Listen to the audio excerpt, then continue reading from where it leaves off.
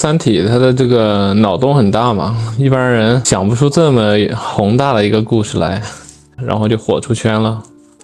家有儿女，他讲的只是一个家庭的故事，编辑部的故事，他讲的是一个编辑部。哇，三体的话一直讲到了宇宙的终结，甚至说比地球先进1亿年的文明，完全就是让我们超脱了生死。记者采访过所有的登上过太空、站在月球表面看地球的那些宇航员，就发现他们回来之后，就是做什么事情都索然无味了。因为有过那种体验的人，他其实跟出体他体验相当类似。因为我们出体的时候不也会看到各种星空吗？刘慈欣他之所以那么写，他是把握到了这个时代的他的那个共情力的一个最大的公约数。我就是想在后面的节目当中也是会就直接相当于老高的那个专题，站在巨人的肩膀上说出他还没有说到没有说透的。他有很多视频都是几年前的嘛，然后我们再结合2026、2027的背景，把它给说的更加的具体，更加的有现实感。给岁月以文明，而非给文明以岁月。他那里面其实也是类似的讲到，就是地球在他那个时间线的2010年代、2000年代，他刚发现有外星人的时候，那恨不得赶紧造各种各样的空间站啊，各种星际防御的东西啊，各种发展军工业、重工业。而且环保主义者那完全是汉奸，你把地球保护那么好，你不让我们发展军工业、造舰造炮，你是想留着把地球交给三体人吗？所以他们就完全的不顾及那个民生，以及就是你说的文明，而就是顾及着我们一定要活下去，要生存下去，就是相当于就是实现的那种军管嘛。其实它就是那个当时跟那个异形很像，所以算是大刘的一个预言吧。就是我们一定要战斗，为了那个敌人嘛。三体里面是外星人，在现实生活中是所谓的新冠病毒，但实际上是因为这个过度医疗以及对于这个病毒的恐惧而死的人比病毒本身杀死的人更多，或者说因为就是当时地球联合国的这个政策嘛，然后后来就都是军管实行配给制，后来就开始进入了大低谷时期嘛，各种各样的饥荒，也有点类似于文革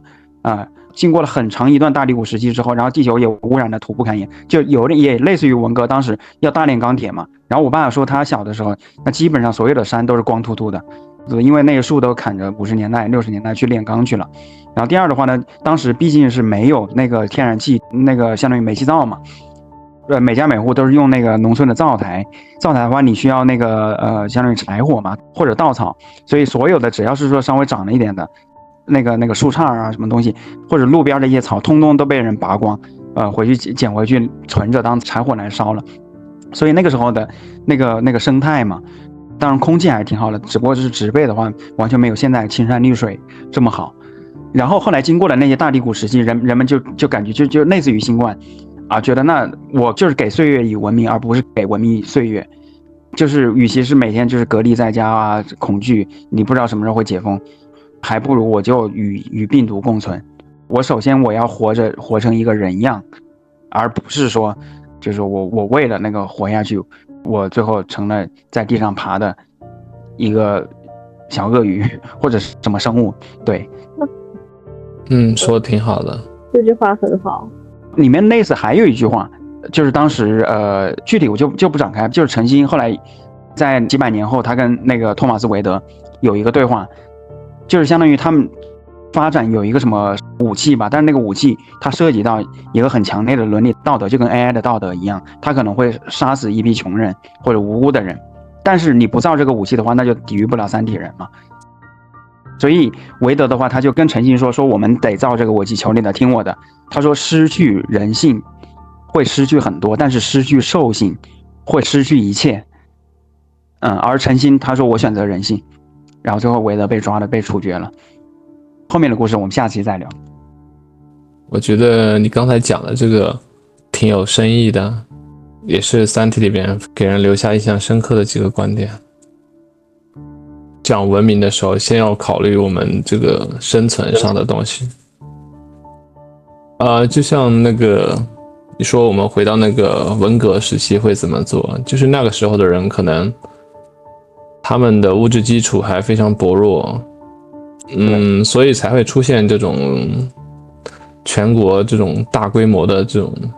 因为一些利益斗争发生的恶性事件。但我相信就是随着我们这个发展嘛，就是我们的这个社会一定会走向文明，而不是还在纠结于这个生存问题。5年前开始做自媒体的时候，我就想聊3D，然后一直拖到现在，我觉得不能再拖了。我们前面不是说到了云天明吗？到了那个阶梯计划，就是他们发现外星人要400年后要来侵略我们地球。那外星人他是怎么知道地球的呢？他是怎么样跟地球建立了第一次接触的呢？这一期就会聊这个话题。那个主角就是叶文洁嘛，她是清华的一个女生嘛。3D 的开场嘛，就是在那个文革的时候，我通过那个时间线来讲，因为它里面很多倒叙插叙很不方便，我就直接按着时间线顺着来聊。对，他父亲是清华大学的那个天体物理系的教授，而且年轻的时候还给就是访问中国的爱因斯坦在上海做过翻译，叫叶哲泰嘛。然后但是因为他去讲那个爱因斯坦牛顿的理论嘛，这是爱因斯坦是哪里人？美国人。牛顿是哪里人？英国人。当时中国跟美国关系不好，跟苏联关系更不好，我们居然学以他名字命名的公式，那你是不是汉奸？你是不是卖国贼？你是不是反动？当时其实就是相当于各种各样的那些红卫兵们，尤其是女孩是最凶的，14岁的小姑娘，她首先年轻气盛嘛，然后第二的话就是我觉得也是道家的物极必反嘛，就是阴盛阳衰，就是所以一般那种就是红卫兵里面武斗的最凶的是14岁的小姑娘，然后根据3D的小说嘛，就相当于各种斗她。后来他妈妈在最后看着他父亲带头去检举揭发他父亲，跟着红卫兵批斗他父亲，他就看着他父亲被红卫兵直接在那个舞台上当着所有人众目睽睽之下给他打死，就是鲜血淋漓。他看到了那一个场景之后，他整个人就崩溃了。最后他妈虽然表面上跟着红卫兵，但是最后整个人好像疯了，就是一会儿哭一会儿笑。当时说那个拿手术刀的不如拿剃须刀的，卖茶叶蛋的不如造原子弹的。所以他们通通都下放嘛。他虽然是高材生，他虽然英文很好，也直接下放到了大兴安岭的农场里面去做那个劳动教育去了。然后他们是加入了那个解放军的一个伐木营，唯一的工作就是去砍树嘛。哇，就感觉2个人合抱粗的那种参天古木嘛，一根接一根的锯断嘛。那个树的话，那可能比我们爷爷的爷爷还老，可能明朝就有了。他那个时候就遇到了有一位记者嘛，他觉得在那边那个年代那种背景下也不敢多说话。我就想问，那如果是说我们就是身处在了文革这个污浊恶世之中吧，那我们会怎么样保护好自己？或者说现在就假设咱穿越到1967年，那我们是个什么身份呢？就是当下这个身份吗？一介平民。那我就是尽量保持不参与呗。对，其实你刚刚，当时我们家有一个亲戚，就是我们村里面唯一有一个哥们儿，就是到香港去，他是我爷爷的一个堂弟。他原来就是在48年的时候，他是那个就是湖北大冶钢厂的一位工人，因为那个时候根本就没有说什么城市户口、农村户口，你到那个厂里面去做工，那你就是工人了，而且工作很好找。那个时候的那个工资嘛，民国时期。你一个人工资你可以养活一家3口，甚至说上海那边工人的话，他可以养活一家5口。但是大部分人他不想做工人，因为我家里面有好几十亩的地，我回家的话，我是老板，我是地主，我还可以照顾我老爹老娘，我为什么要背井离乡呢？当时我爷爷的哥哥嘛，他为了把机会留给我爷爷，然后就让我爷爷回去当农民去了。当时他是出于那个无私、出于爱的意义嘛，包括我爷爷，他后来他也说他最感谢他大哥，他好回去生孩子，照顾自己的老爹。不过反而因为我的大爷，他因为这个无私，他所有的那些子弟嘛，最后都是工人的，都是相当于可以顶班的，然后都是城市户口，然后条件也比我爸爸童年要好很多。好，然后我接着说嘛，我们家里面有一位亲戚，他当时49年的时候，反正就相当于国民党那个时候，他为了不给党留下任何的，就是那些生产资料嘛，他就直接把工人像抓壮丁一样，直接连蒙带骗的骗到车上头去。本来是想运到台湾的，但是后面运到香港之后，半道被截胡了，所以他们最后都流落到了香港嘛。而且那个时候去香港的话，根本就没有什么港澳通行证啊什么的，你买一张船票到了香港，那就到香港去了。那个时候55年的时候还没有那么严，还可以通信嘛。包括张爱玲，她当时50年代的时候，她还是留在上海的。所以当时呢，我们家就收到了有一封，就是从香港来的有一封信嘛。他肯定是请了香港的代笔的一位先生嘛，字写的非常好，就跟印刷的一样，毛笔字繁体的。他说经济相当的繁荣，而且我们这边工资是日结，你可以选择做长工做短工。那日结的话，我们一天的工资够活一个星期但是呢，那哥们儿他年轻气盛，他一领到工资之后，他就像深圳的三和大神去网吧，当然那个时候网吧就相当于赌场嘛，就吃了喝了赌了嫖了。我对他多次奉劝，他都屡教不改，屡禁不止。但是我也不是他爸，我也不是他大爷，毕竟只是一个亲戚嘛，我也没办法，也拿他没辙后来就是那位劝他的那位哥们儿，他后来反正在香港儿孙满堂吧，然后最后他子女的话也是企业家，当然肯定跟我们村儿就没联系了嘛，因为毕竟就是可能共同话题、共同语言也少了。好，那位就是我爷爷他那弟弟呢，当时家里面其实还有一位童养媳，然后童养媳走了，而他一个人在香港嘛，最后岁月蹉跎，你20、30岁找对象还好找嘛，到了40、50岁颜值也不在线了，而且钱又没有存到多少钱，后面在那种日结的话，就是那经济发展趋势也不行了嘛，体力也干不动了，后来他就住养老院了嘛，就相当于他也是单身。不过好在他至少度过了文革吧，他再怎么样，他当时瘦死的骆驼比马大嘛，比我们内地的那个条件要好。最后到90年代的时候，他有一次他想过，他想回村里面看一下嘛，然后买了特别多的那些家电嘛，日本进口的。那个时候日本进口就跟现在中国制造一样嘛，彩电啊，还有一些收音机啊，一些小的一些家电设备，好几个箱子。然后他从香港坐飞机到武汉机场嘛，一下飞机之后呢，就是有个哥们儿，哎呀，你是老乡，你是这个村的，我也是这个村的呀，要不我带你一程吧。他所有的那些家电东西，甚至说他的那个护照嘛，通通给他骗光了，车子直接忽悠他下车，然后就把车给开跑了。他也没有来得及回村呢，他就赶紧去找武汉的那个港澳办嘛，赶紧给他补办了一个临时的港澳通行证，不然回香港可能还回不去了。然后最后他在那个香港去世之后，他的那个侄儿是回去领的那个骨灰，反正相当于有了10几万港币的那个遗产都给了他的侄儿。对，这个故事你想表达一个什么话题？咱年轻的时候肯定是不应该是说被着欲望本身的那什么赌场啊那些东西给他带偏了。然后第二个话题呢，90年代的时候也是很乱，然后当时骗子也是相当多的。对对对。我觉得其实一个人能当时那个环境或者是年代吧，如果回去的话能做什么还是取决于周围的资源，或者是说你自己身边的环境怎么样，以及你自己个性的一个融合吧，就是会促使你去做出什么样的一些选择，就包括说可能要复盘的时候会说关于远见或者说关于价值观的东西，但当时的时候人可能就是那个样子。然后你刚刚讲这个话题的时候，就是如果我们回到那个年代会做什么，然后我想了一下，我觉得那差不多是我外公外婆爷爷奶奶的那个年代。那从我现在看他们的状态的话，我觉得如果回到那个年代，就是把自己照顾好，把这个小家顾好，我觉得这个就是包括身体健康，然后能够就像那个三体讲的，就是生存是文明的第一项嘛，我觉得做的就是这个东西。可能那个因为电视需要一些比较重的冲突，所以说会有那样子留下了童年阴影的一些事情，但是可能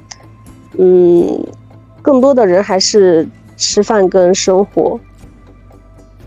就是相当于大多数人我们对文革的这个理解是通过官方的那些定调以及影视作品里面，像那些流传下来那些案例嘛，首席女红卫兵或者是谁谁谁什么把孔子塑像给打了，把破四旧那些东西，它是我们通过宣传得到的，而并不是说我们去问实地经历过历史的一些老人的他们的那回。比如我问我爷爷，他那个时候文革的时候大概30多岁吧，他说反正我从来不跟红卫兵玩，他只是一个生产队的当时一个村长嘛，就是那红卫兵他批斗的是那种知识分子嘛，知识分子那跟现在来说的话，就跟那个相当于院士或者说领国文案津贴的一些，就是一些专家教授，毕竟还是万里挑一的，离普通人比较远。然后也有记者他采访过，他说有一些农民说我文革就是我们村里面粮食也没啥影响，甚至说那个粮食还多产呢。就是我问我外公的话，他也没有说文革，就是因为可能就是我外公只是普通工人，所以说这个历史有时候，比如说多少年之后去聊那个新冠嘛，我们自己亲身经历的都不知道这新冠这几年到底真相是什么，发生了什么，何况是说后面经过很多人写的那些东西呢？写的那些东西，所以如果是说很相信那些东西的话，就是天天盯着文革，所以说就想质疑这个合法性，盯着那些阴暗面去看的话，那其实对于那个本身那个灵性的成长也没有太大的好处。就比如说咱看那个文昭思绪飞扬吧，他声音很好，他也就是文昭先生，他也是四川人，但是他基本上满头白发，你去看他做 YouTube。开头的那一年的白发和现在的这个白发量那多了很多，就是因为他盯的那些东西，就是可能是说对他自己的那个心灵也会有负面的影响，你凝视着深渊，深渊也凝视着你，所以我们最好就是跳出，就相当于一个中立的那个立场。所以就是前面要说，如果是说回到文革之后，如果我的话现在站在月球看地球的话，就有两条路，要么我就润出来，要么就去那个当兵，就跟现在如果是咱不小心投胎。一哆嗦，本来想投到大连，结果投到了北朝鲜，那怎么办呢？那就到军队里面去嘛。那肯定是当兵吃粮，有饭吃，有一个组织，那我就争取去当兵，然后在军队里面锻炼自己，把之前的那些戾气啊，或者那些市井之气给它洗涤掉。而且任何一个国家，它军方嘛，它的那个待遇的话，也是还相对好一些的。然后第二的话，就是人家开始批斗，开始那个啥的话，我会把稍微枪口抬高1寸吧。就是能够不随波逐流，然后润的话呢，就是我为什么就是后来就是想到润那个事情，就是因为有的时候真的是选择远大于努力。你看我老爸，他在1992年的时候，就是高中毕业之后嘛，他先到了湖北，就是那个暑假他到湖北黄石那个建筑工地里面去做那个临时工，当时就是一天的工资是2块钱人民币，那一年的话我算他800人民币。同一时期的，就是因为后来我认识有一位爱尔兰的有一位大叔，他跟我爸同龄人，他1992年刚参加工作的时候，他在爱尔兰的那个收入嘛，当时是爱尔兰镑，然后我换算了一下，那是折合当时40万人民币，就是一个是800人民币，一个是40万人民币，你努力1000年，完全是无法追过来的嘛。假设我穿越回去了，我成了我爸的话，他们借钱做生意的话，没人借钱给你，他借钱出国了，所有人抢着借，还保留了宗族的那种传统。他民间的那个借贷还行，他知道咱都是叔伯大爷，子侄有一分信任感。我们之前说好了合同，说好了你要还的钱的话，有那个相当于族长来做担保的话，我知道你跑不了，所以我就肯把这个钱借给你。而当时的费用是那个时候大概02年，或者是基本上是8万人民币。那个时候8万人民币。就是也是很大一笔巨款呢，普通人工资的话才几百块钱，我会就相当于去找那个高利贷吧。后面他去找那个中餐馆的那些老板嘛，也反正也是福建人，然后呢他去做相当于去打工，他那边哪怕是比法定的最低工资还低，但是英镑结算的话，你肯定慢慢还，绝对是还得回来的，可能8万之后还16万，还20万吧。所以当时我也了解，就是英国那边也有福建的朋友，就是20年下来打工。到了这一代的话，那基本上都是那个儿孙满堂，然后反正就相当于家里面两套别墅的那种。然后虽然前几年我确实要还债，但是后面的话高利贷也还清了，然后忍气吞声嘛，各种就肯定被老板骂。但是我知道这只是暂时的，后面的话我有手艺，我自己出去，我在另外一个小镇去再去开一家中餐馆，然后后面那基本上都是儿孙满堂，而且他们的孩子在出生在这里的这一代的话，2代的话。尤其爱尔兰的那2代，他是很阳光，然后他的那个很放松，他不会像之前在国内，我看我那个侄女儿嘛，他读到小学6年级，哇，他那眼神各种闪躲啊，估计在学校没被老师多 PUA。我只是问你，期末考试考得怎么样？其实我也不该问那个问题，他可能考个中上等，他觉得自己无脸见江东父老，跟他在学龄前。学前班之前的那个状态，哇，那清澈的眼神完全不一样。而这边长大的孩子，首先他清澈的眼神，而且第二点的话，就尤其爱尔兰的话，相对于就是他没有那种种族歧视的概念，他不会觉得你们中国多落后，你看我们爱尔兰多先进啊，中国体制不行，我们这边有民主，他根本就没有这个概念。你问他你是哪里人，他说我父母是中国人，我是中国人，然后我在爱尔兰长大，我也是爱尔兰国籍，或者他会直接就说是中国人，反正长中国人的脸，然后英语相当好，而且在这边的话，他们考试的话，就是只要是说相当，如果像你有这个成绩的话，那几乎是可以读剑桥医学院的那种，或者爱尔兰皇家医学院。像我这个成绩的话，也可以去读那个像都柏林大学，那是爱尔兰全国第2的大学，相当于爱尔兰的北大。如果是说那种就是职高的成绩，那也可以读这边就是全球排名前1000的那个就是理工学院。前1000你不要看它排名，全球总共3万所大学。而且为什么它不怎么卷呢？就是因为它有那个全民医保，看病的话它不用给钱嘛。要国内的话呢，所有的中产阶级他只要想到，如果是说得了一个癌症，那可能一个月5万块的药钱，那他可能会把那个就是相当于一个中产阶级房子给干掉了，干破产了，然后最后人也没。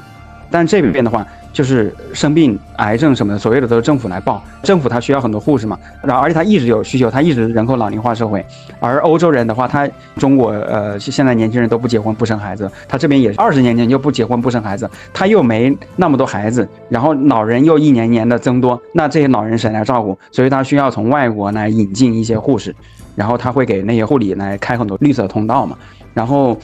还有一点的话，就是因为这边那个上学它是免费的，所以我就长远的而言的话，我可以去生5个孩子，他又有那个奶粉钱，就是每个孩子那个1个月200欧元的那个奶粉钱，一直发到18岁，最后上学又免费。而且我就算是说请家教的话，他也是就最多200人民币1个小时，他不会说国内那种民事天价的那个家教费用，那个要学钢琴、学小提琴、学体育，那也是那可能才100-200人民币。关键是所有的不卷，因为他其实这边才是有点像社会主义那种脑钱超级有钱的不外，但是一般的中产阶级啊，你不管是做清洁工、工程师还是做啥的话，收入越高，税交的越高，所以最后扣了税之后，所有的人工资可能都是相当于3-4千欧元左右，服务员，而且他鼓励大学生兼职去做服务员，然后所以说餐厅里面看到的那些服务员都是很阳光、很年轻的那些面孔，而且因为他之前他做过服务员，后面他去进的公司嘛，然后他再遇到的那些服务员，他也会想到曾经的自己，他也会多一分客气，多一分尊重。你相当于给这个爱尔兰又做了一个宣传介绍了，打广告了。我夹带，那我这一段掐掉，夹带私货也不算夹带私货吧，这我只是笑话你。听你这么说确实挺好的，简直就跟天堂一样，特别想去。但是哪里都有烂邻居，对吧？而且他吃的完全没有四川好。就是如果说咱出去吃饭的话，基本上一顿饭100多，或者理个发的话200多，染个发的话，哇，那可能就300-500了。它就是相当于它的那个商品便宜，因为它是从它中国进口的嘛，然后最后它又大量，然后又根据汇率的话，它价格压得很低，但是服务很贵，因为你需要雇当地的那个员工，然后按照当地的那个工资来算，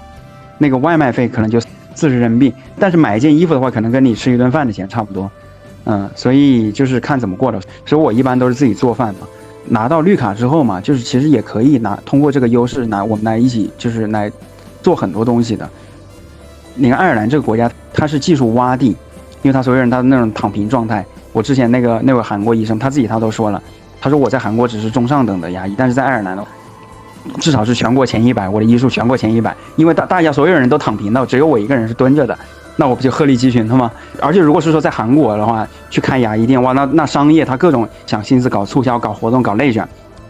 那我根本就卷不过他们。但是这边的话，所有人都朝九晚5，都是那种 NPC 的那种状态，都是佛系的状态。那我稍微只要努力一点点，那像我这样，我啥也不会，我就一不小心就收购了5家诊所，然后一个月1年差不多90万欧元的那个就是流水吧。他就觉得就是相当于中国成熟的那个模式。然后我们来落地，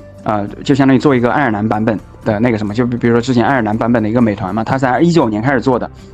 它差不多400万欧元的那个市值，而且关键它只有6个员工，它创始人的话基本上都把公司卖了，都买倒去了。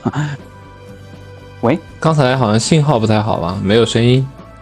对，我觉得这个信号应该是老天爷的安排，他希望我们把话题给收回来。对，看你想讲什么。对，我就想讲三体的话题。我其实从一开始从5年前开始做自媒体的时候，我就想聊三体，然后一直拖到现在，我觉得不能再拖了，就跟你当时6年前送我的那本书一样，哦，5年前送我那本书一样嘛。然后我每次，什么问题？你是怎么能忍住拖5年的？因为中间太多别的事情嘛。因为你起心动念，你想做一件事情，你想读一本书，只需要2秒钟的时间，你决定买一本书，而把一本书看完的话，至少要2天时间吧。一般人的话可能看2个月，对吧？那你所以说那就自然而然的会造成很多的那些坑需要来填。所以有时候解决拖延症的办法也是，你为了拖着不想做这件事情，你把另外一件拖了的事情给它做完了，那也可以。现在我们工作的话都是相当于我们自己做自己的老板，自己给自己安排时间安排任务，所以那就是我还是得计算那个优先度嘛，什么事情得提前做，它是重要紧急的，对吧？重要的比紧急的要更重要，对。所以三体对于你来说可能是重要但没有那么紧急的。而且我大学，我认为我人生的一个小小的梦想可能永远都无法实现了，但就是因为读了三体之后，我对那个就是年少的那个理想嘛，我又重新充满了信念。在说这个之前啊，那我可以稍微介绍一下为什么三体会火。这个 IP 05年的时候第一部就出版了嘛，火了这么多年，你们有没有什么那个理解？我觉得《三体》它的这个脑洞很大嘛，一般人想不出这么宏大的一个故事来。对，所以它非常具有独创性，就是有很多新颖的科幻概念。对，这个在科幻圈子里面可能是最早火的吧，然后就火出圈了。要不你讲一下你了解到的它怎么？对，我觉得这个也是我读的时候的那个最大的感受。中国合伙人讲的是一个公司的合伙人，对吧？然后汉武大帝讲的是一个朝代。哇，三体的话真的整个宇宙一直讲到了宇宙的终结，各路的那些大神文明，不光是地球三体文明，甚至说比地球先进1亿年的那个文明，它都在里面出现过，完全就是让我们超脱了生死的这种那个叙事。包括就是记者采访过所有的就是登上过太空，就是或者说出舱行走那些宇航员，就发现他们回来之后就是做什么事情都索然无味了。因为有过那种体验的人，他其实跟出体他体验相当类似。因为我们出体的时候不也会看到各种星空吗？至于就是前面有观众问我说，那个你看到的地球是圆的还是平的？有人说出体之后看到地球是平的，不然的话为什么南极不让去？因为地球是平的。对，然后这个你有没有当时观察过出体之后地球是平的还是圆的？我没有出体到地球外然后看地球这种经历，但是依我就是从航天专业学习到的东西，还有就是我自己对这个现实的感知，我觉得地球肯定是个球体，不是平的。对，我也这么想的，不然的话咱怎么会有时差呢？要是平的话怎么可能我这边还是那个就是下午还是艳阳高照的，你们这边都已经晚上了。所以地平说的话我暂时默认它是一派胡言。我再说一下三体还有一个原因为什么火，就是因为它的第一部嘛，它当时是在一个叫做《科幻世界》的杂志里面发表的。它第一部它就是讲到文革，就是他那个批斗大会嘛，一个女大学生看着她父亲嘛，就是被一群女红卫兵当着她所有亲朋好友的面社会性死亡，各种批斗。那小姑娘直接把那个带着金属扣的裤腰带解开，然后照着她父亲的头里面抽去打，她整个人生观世界观崩塌了。因为它是05年出版的，所以那一代的那些企业家，他们对文革还是就是60、70后那一代嘛，我们父辈那一代，他们还是有相当程度的那个记忆的。尤其60后这一代，相当于是他们上小学初中的那个时候。对，然后所以呢，后来那些企业家的话一看，就首先就是他有那个就是很吸睛嘛，就容易看下去。然后一看之后，哇，整个它不是编辑部的故事，它不是家有儿女，它是整个宇宙人生整个宇宙文明写到了宇宙的尽头。尤其它里面写到那个黑暗森林法则，待会儿我稍微说一下。那个第二部里面聊，因为第二部细节的话不好说，但是我大概可以说一下，就是黑暗森林法则啊，它的那个观点的话，就是说丛林法则，然后那个每个文明都是一个持枪的猎人，他们小心翼翼地走在森林里面，这个森林就是一个巨大的黑暗的森林，所有人充满了警惕，充满了危险，所有的人都默认是恶意的。然后如果是说他突然看到那边有一棵树上面挂了一个肉，那肯定不可能是说天上掉的馅饼，绝对是一个诱饵，或者看到哪里有个动静嘛，那绝对是对手要害他，那就管他3七21，直接给一枪过去，然后赶紧跑好。所以说他们想做的就是叫隐藏自己，做好清理。然后对那一代企业家，他们成长的时候，他是非常的就是有那种同感的。别人很多说，哎呀，改革开放那一代的企业家，就是做生意好像很容易就能够成功。当时遍地都是黄金，中国经济哇20%GDP 15%的增长率，高速增长，好像很容易就能够做到钱。反而现在的话好像更难，但实际上并不是，每个时代都有每一个时代的优势与劣势。比如这个时代，我们至少所有东西都是线上支付的，它有一个平台做给你担保。然后第二的话，有什么东西我们可以问 AI， 可以去网上去搜，所有的那个价格都是透明公开的。但是那个年代嘛，就没有互联网，它信息没有那么透明，所以很多做生意的他是打一个价格和信息差。然后第二的话呢，就是它也没有各种各样的那个平台做支付系统的担保，所以很多时候直接钱给了他，货没有到，然后打水漂了，货发出去了，钱没有收到，抓也抓不到他。第二的话，他们当时就是那个年代，毕竟也是文革经历过的那些人，他们也见到了人性当中的恶嘛。当然，很多人来说是我们的毛爷爷他带头发动，但实际上我觉得他只是一个引擎，他相当于是一个扳手，他触发出了人性当中的恶，他把人性的那种小我的恶给释放出来了。后来嘛，就是尤其是做互联网之后嘛，马化腾，大牛马云，他们就是看3体看得入迷了之后，他会在各种各样的产品发布会里面开始去推崇，哇，这讲太好了，黑暗森林它就是这样子的。包括那个马云，他说他当时牛的时候，他说我拿着望远镜也看不到我的竞争对手，别人以为他说这个话他是高逼格，但实际上他说这个话的意思就是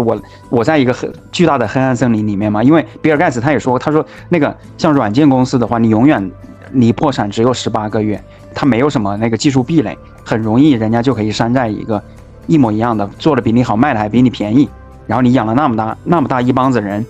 所有的用户他付费订阅他都给他取消了，去买你竞争对手商品的，但是工资还得照发，那个办公室的租金你还得照付，所以他们很快，反正死的就会很快很惨。那时还没有 AI 出现的时候，现在 AI 出现了，那你有可能2个星期那就被干掉了。所以呢，就像所谓的黑暗森林嘛。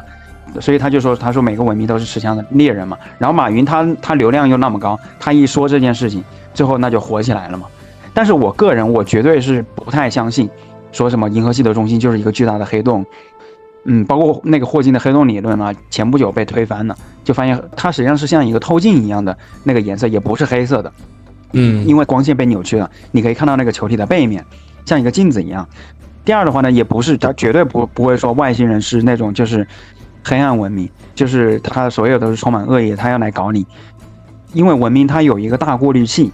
灵性层面没有进化到一定程度，但是科技层面走得更快的话，那有可能就是像核战争，或者说比核弹更恐怖的反物质导弹那些武器，哇，整个星系都给摧毁了，都给爆了。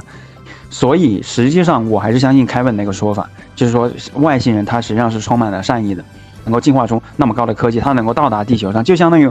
咱有那个 AK 对吧？或者说中国人民解放军嘛，没有必要为了非洲的那几坨那个当地的土特产，南海舰队直接到非洲去抢当地土著人的矿，对吧？这犯得着吗？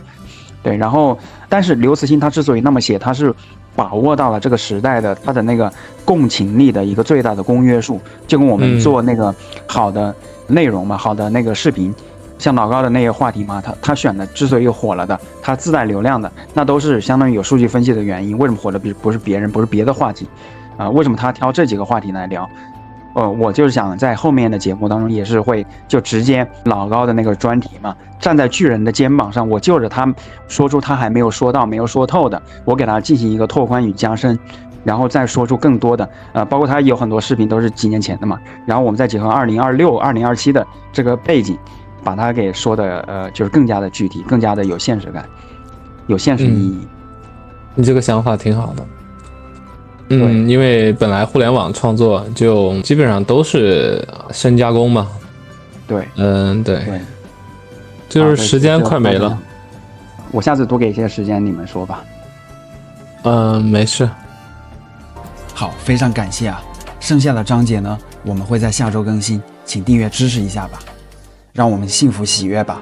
因为我们如今正在经历的疯狂，实际上是一种幻象，它逼着越来越多的人觉醒。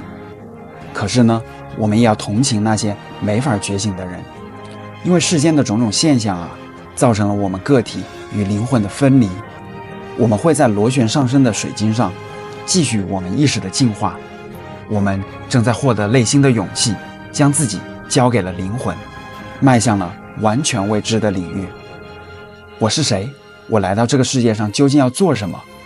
进化的新阶段已经开始，意识到无限的爱会让我们开启一场前所未有的灵魂旅程。